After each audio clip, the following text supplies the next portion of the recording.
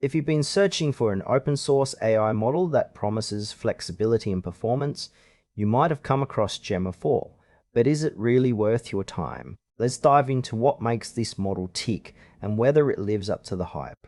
Gemma 4 is an open source AI model designed for a variety of applications, from natural language processing to image generation.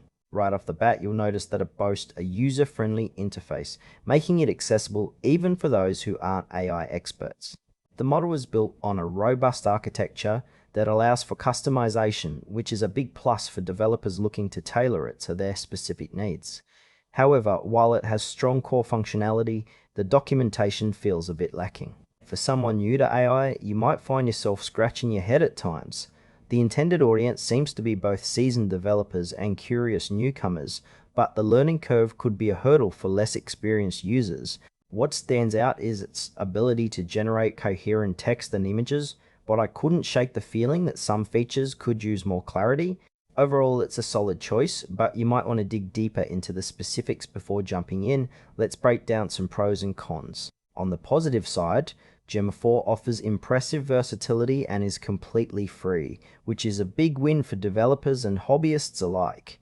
The community around it is fairly active, which means you can often find support and shared resources. However, there are some frustrations. The documentation isn't as comprehensive as it should be, which could leave newcomers feeling lost. Additionally, while it performs well for many tasks, some users might find it lacks the polish of proprietary models that come with dedicated support. It might not suit everyone, especially those looking for a plug-and-play solution. But if you're willing to invest the time to learn and experiment, you may find it to be a valuable tool in your AI toolkit.